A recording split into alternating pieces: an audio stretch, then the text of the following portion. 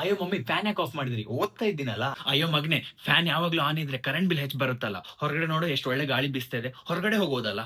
ಆಯ್ತು ಹೊರಗಡೆ ಹೋಗ್ತೀನಿ. ಅಯ್ಯೋ ಮಮ್ಮಿ ತುಂಬಾ ಸೆಕೆ ಆಗ್ತಿದೆ. ಈಗಾದ್ರೂ ಹೊಸ ಎಸಿ ತಕೊಂಡೇ ಬಿಡೋಣ. ಯಾಕೆ ಹೊಸ ಎಸಿ ತಕೊಳ್ಬೇಕು? ಎಸಿ ಸರಿಯಾಗಿದೆ. ನೀವಿಬ್ರು ಅಪ್ಪ ಮಗ ಹೋಗ್ಬಿಟ್ಟು ಎಸಿ ಸರಿ ಮಾಡ್ಕೊಂಡ್ ಬನ್ನಿ. ಇನ್ನು 50 ವರ್ಷ ಓಡ್ತದಿದ್ದು ಎಸಿ.